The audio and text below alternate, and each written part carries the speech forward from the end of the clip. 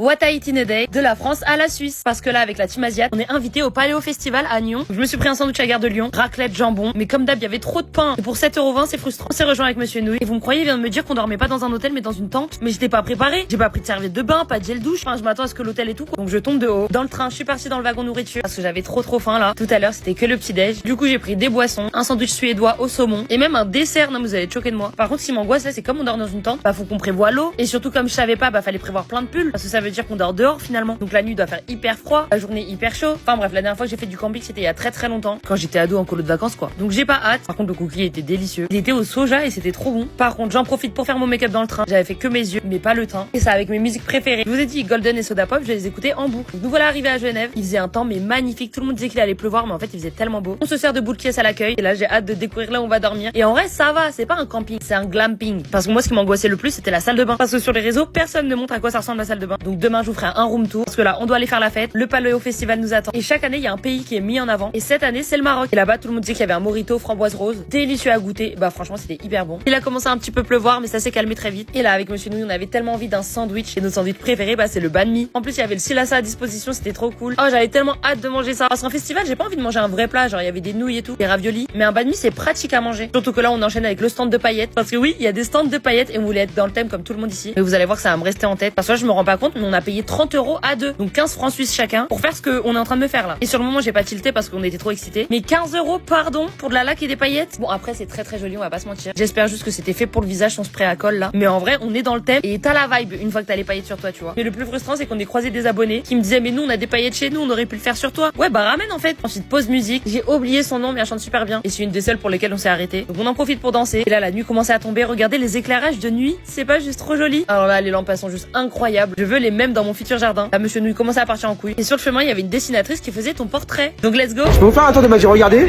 Vous le voyez le maton? Oh arrête. Bobou. Oh la coquine. J'adore. Ça vaut plus 15 € en fait. J'aurais préféré avoir un banh mi, hein, je te jure. Un kebab même. Une fondue. On a bien rigolé mais là c'est l'heure du résultat. Et bah Mais ça te ressemble pas méga, tu sais. Non, moi j'aime bien.